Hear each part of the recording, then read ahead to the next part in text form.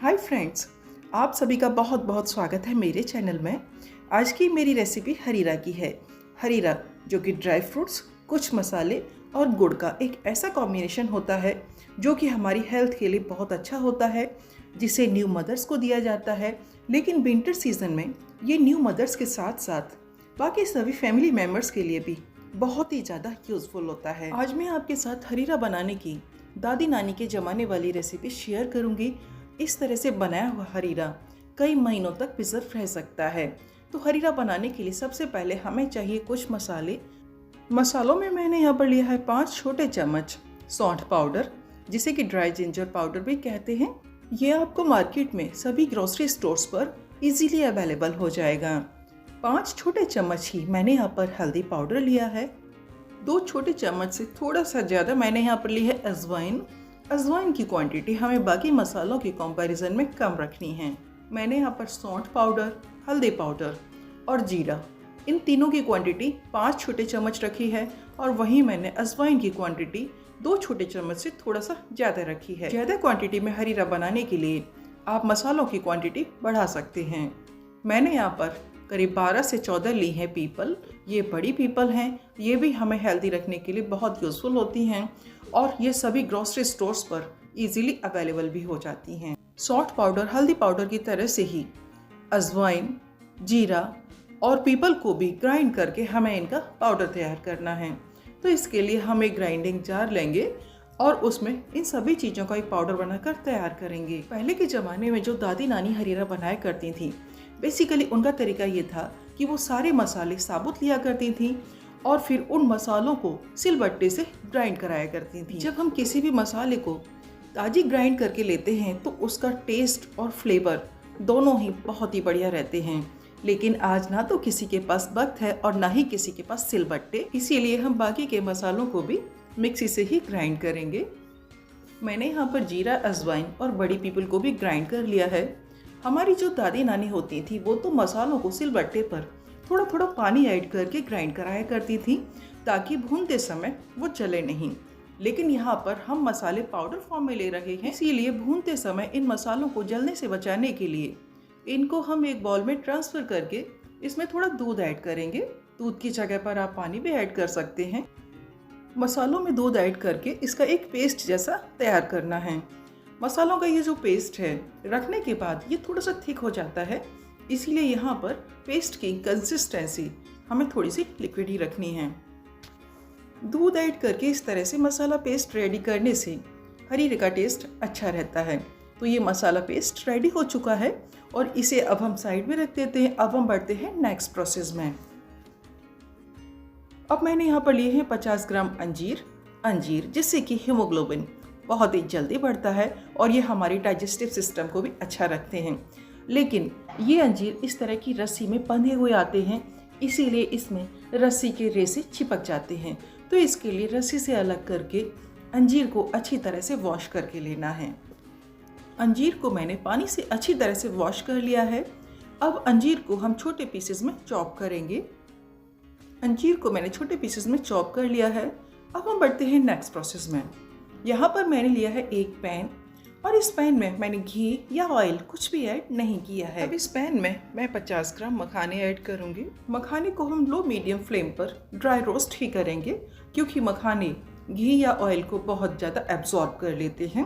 और यदि आप घी ज़्यादा नहीं खाना चाहते हैं तो आप इनको इसी तरह से ड्राई रोस्ट कर सकते हैं। मखानों में काफ़ी मॉइस्चर होता है और हमें इनको क्रश करना है, इसीलिए हम इनको ड्राई रोस्ट कर रहे हैं ताकि इनका मॉइस्चर दूर हो सके और ये इजीली क्रश हो सके।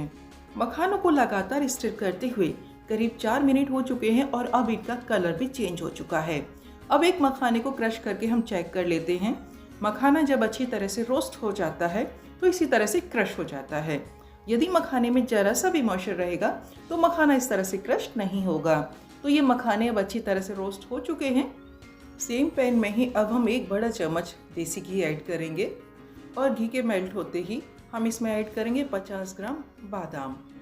बादाम को भी लगातार स्टिर करते हुए लो मीडियम फ्लेम पर करीब 2 मिनट तक फ्राई करना है। बादाम को फ्राई करते हुए अभी करीब 1 मिनट हो चुका है। अब हम इसमें 50 ग्राम काजू भी ऐड करेंगे। अब हम बादाम और काजू दोनों को साथ में फ्राई करेंगे। बादाम को फ्राई होने में टाइम ज़्यादा लगता है और काजू को फ्राई होने में टाइम कम लगता है, इसीलिए इन दोनों को साथ में ऐड नहीं करना चाहिए। क्योंकि बादाम पर छिलका है और काजू पर छिलका नहीं है, इसीलिए छिलका होने के कारण बादाम को फ्राई होने में थोड़ा सा टाइम ज़्यादा लगता है और काजू को फ्राई होने में टाइम कम लगता है। अब काजू का कलर भी चेंज हो चुका है और बादाम में भी क्रैक्स पड़ चुके हैं। इसका मतलब दोनों चीज़ें अच्छी तरह से फ्राई हो चुकी हैं। अब हम इनको प्लेट में ट्रांसफ़र कर देते हैं और बचे हुए घी में हम 2 बड़े चम्मच पिस्ता ऐड करेंगे। हरीरा बनाने के लिए मैं यहाँ पर जो भी ड्राई फ्रूट्स ऐड कर रही हूँ, यदि उसमें से आपको कोई ड्राई फ्रूट पसंद नहीं है या आपको किसी ड्राई फ्रूट से एलर्जी है तो आप उसे स्किप कर सकते हैं। उसकी जगह पर अपनी इच्छा अनुसार कोई भी दूसरा ड्राई फ्रूट ऐड कर सकते हैं। करीब 1 से 1.5 मिनट में पिस्ता भी अच्छी तरह से फ्राई हो चुका है। अब हम इसमें 50 ग्राम किशमिश ऐड करेंगे।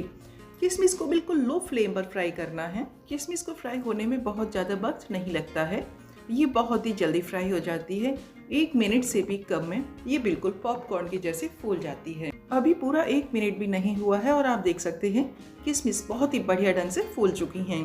अब हम इनको प्लेट में ट्रांसफ़र कर देते हैं। पैन में भी थोड़ा सा घी बचा हुआ है। अब हम इसमें 50 ग्राम डेसिकेटेड कोकोनट ऐड करेंगे। यदि आपके पास ड्राई कोकोनट है तो आप उसे ग्रेट करके भी ले सकते हैं। मैंने यहाँ पर डेसिकेटेड कोकोनट लिया है और इसे बिल्कुल लो फ्लेम पर रोस्ट करना है। और डेसिकेटेड कोकोनट में भी अपना काफ़ी ऑयल होता है, इसीलिए मैंने यहाँ पर ज़्यादा घी का यूज़ नहीं किया है। डेसिकेटेड कोकोनट को हमें इसी तरह से कलर चेंज होने तक रोस्ट करना है। तो इसका कलर अब चेंज हो चुका है।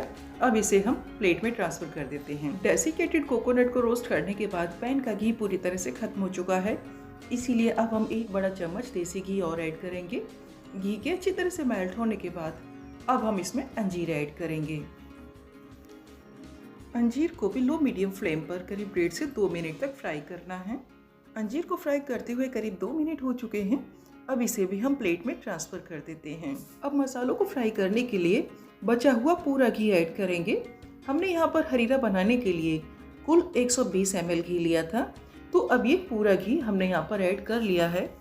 घी के मेल्ट हो जाने के बाद जो मसाले हमने दूध में सोक करके रखे थे उन्हें हम घी में ऐड करेंगे और इस समय गैस की फ्लेम हमें लो रखनी है। अब इन मसालों को हमें इस तरह से बराबर स्टर करते हुए कलर चेंज होने तक अच्छी तरह से फ्राई करना है। अब मसालों का कलर पूरी तरह से चेंज हो चुका है और इनसे घी भी सेपरेट होने लगा है। इसका मतलब मसाले अच्छी तरह से पक चुके हैं। अब हम मसालों को ठंडा होने के लिए छोड़ देते हैं। अब हरीरा बनाने के लिए हमने जो ड्राई फ्रूट्स लिए हैं, इसमें से कुछ ड्राई फ्रूट्स जैसे कि अंजीर, किशमिश और डेसिकेटेड कोकोनट, इनको हम इसी फॉर्म में यूज़ करेंगे। बाकी के बचे हुए सभी ड्राई फ्रूट्स को क्रश करने के लिए मैं यहाँ पर ले रही हूँ एक जिपलॉक बैग।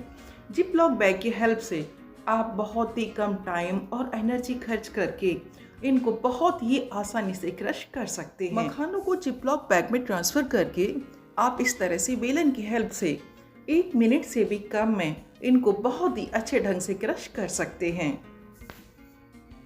मखानों को क्रश करते हुए अभी 1 मिनट भी नहीं हुआ है और आप देख सकते हैं पूरे मखाने बहुत ही बढ़िया ढंग से क्रश हो चुके हैं। अब इसी जिपलॉक बैग की हेल्प से हम बचे हुए ड्राई फ्रूट्स को भी क्रश करेंगे। तो ये देखिए, बाकी के ड्राई फ्रूट्स को क्रश करने में भी 1 मिनट से कम ही समय लगा है। तो ये बाकी के ड्राई फ्रूट्स भी अच्छे से क्रश हो चुके हैं। अब हम बढ़ते हैं नेक्स्ट प्रोसेस में। मैं यहाँ पर एक कढ़ाई में 2 कप पानी ऐड करूँगी। अब इस पानी में मैं 500 ग्राम गुड़ ऐड करूँगी। हरीरा बनाने के लिए हमें गुड़ ही यूज़ करना है, क्योंकि विंटर सीजन के लिए गुड़ बहुत अच्छा होता है, इसमें आयरन होता है और इसकी तासीर भी गर्म होती है। न्यू मदर्स के लिए हरीरा बनाने के लिए कभी भी शुगर का यूज़ नहीं करना चाहिए। अब लो मीडियम फ्लेम पर गुड़ को मेल्ट करेंगे। अभी यहाँ पर हमें गुड़ को केवल मेल्ट ही करना है, किसी तरह की कोई चाशनी नहीं बनानी है, क्योंकि गुड़ में काफ़ी सारी इम्प्योरिटीज़ होती हैं।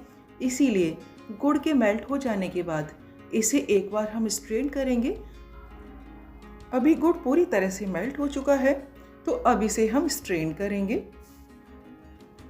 स्ट्रेन करने के बाद इसे हम वापस कढ़ाई में ट्रांसफ़र करेंगे। अभी हमें गुड़ के इस सिरप से किसी भी तरह की चाशनी नहीं बनानी है, इसे सिर्फ उबाल आने तक पकाना है। सिरप में उबाल आने के बाद गैस की फ्लेम को मीडियम कर देना है और अब हम इसमें सारे ड्राई फ्रूट्स ऐड करेंगे। हरीरा बनाने के लिए सभी ड्राई फ्रूट्स को इस शुगर सिरप में पकाया जाता है ताकि सभी ड्राई फ्रूट्स सॉफ्ट हो सकें और गुड़ के इस सिरप को अंदर तक एब्जॉर्ब कर सकें। ड्राई फ्रूट्स के साथ ही इसी स्टेज पर भुने गए मसाले भी ऐड करेंगे। अब इन सभी चीज़ों को एक साथ अच्छी तरह से मिक्स करने के बाद मीडियम फ्लेम पर इसे थोड़ा सा थिक होने तक पकाना है। पकाते समय थोड़ी थोड़ी देर के बाद आप इसे इसी तरह से स्टिर करते रहें। अब हरीरा की कंसिस्टेंसी थोड़ी सी थिक हो चुकी है। अब हम इसे चेक कर लेते हैं। मान लीजिए आप इसे 15 दिन के लिए स्टोर करना चाहते हैं तो इसकी कंसिस्टेंसी क्या होनी चाहिए। अभी यहाँ पर जो हरीरा की कंसिस्टेंसी है ये 15 दिन तक स्टोर करने के लिए बिल्कुल परफेक्ट कंसिस्टेंसी है, लेकिन फिर भी आप इसके तार से भी इसे चेक कर सकते हैं। ये देखिए, इसमें किसी भी तरह का बड़ा तार नहीं बन रहा है, इसमें तार बनते ही टूट रहा है। इस हरीरा को आप 15 दिन के लिए स्टोर कर सकते हैं, क्योंकि जब घर में छोटा बच्चा होता है तो हरीरा बनाने के लिए डेली समय नहीं मिल सकता है। इसीलिए हरीरा को आप एक बार बनाकर लंबे समय के लिए स्टोर कर सकते हैं। ये तो हरीरा की कंसिस्टेंसी थी 15 दिन के लिए स्टोर करने के लिए। मान लीजिए आप इसे 1.5 से 2 महीने के लिए स्टोर करना चाहते हैं तो आप इसे मीडियम फ्लेम पर 5 से 7 मिनट तक और पकाएं। अब हरीरा की कंसिस्टेंसी पहले से भी ज़्यादा थिक हो चुकी है। अब इस हरीरा को आप कम से कम 1.5 से 2 महीने के लिए आराम से स्टोर कर सकते हैं और ठंडा होने के बाद इस हरीरा की कंसिस्टेंसी और भी ज़्यादा थिक हो जाएगी। लंबे समय के लिए स्टोर करने के लिए इसकी कंसिस्टेंसी परफेक्ट है या नहीं, तो इसके लिए भी आप इसका तार बनाकर देख सकते हैं। आप देख सकते हैं थोड़ी देर पहले जब हमने इसे चेक किया था तो इसका बहुत ही हल्का सा तार बन रहा था। अब इसका थोड़ा सा बड़ा और थोड़ा सा मोटा तार बन रहा है। तो ये जो कंसिस्टेंसी है ये बिल्कुल परफेक्ट कंसिस्टेंसी है। हरीरा के ठंडा होने के बाद इसकी कंसिस्टेंसी इस तरह की थिक हो जाती है और इस तरह के हरीरा को आप पूरे 2 महीने के लिए स्टोर कर सकते हैं। हरीरा को फ्रिज में स्टोर नहीं करना होता है, आप इसे नॉर्मल टेम्परेचर पर किचन में ही रहने दें। मसाले, ड्राई फ्रूट्स और गुड़ के कॉम्बिनेशन से बना हुआ ये हरीरा बहुत ही हेल्दी होता है। ये आपको एक नहीं अनेकों बीमारियों से बचाकर आपकी इम्यूनिटी को बूस्ट करता है। इस विंटर सीजन हरीरा की इस रेसिपी को आप एक बार जरूर ट्राई कीजिए और यदि आपको मेरा वीडियो पसंद आया हो तो इसे अपने फैमिली, फ्रेंड्स और रिलेटिव्स के साथ शेयर करना ना भूलिए। कमेंट करके जरूर बताइए आपको मेरा वीडियो कैसा लगा। फिर मिलते हैं एक और नए वीडियो के साथ। Good bye.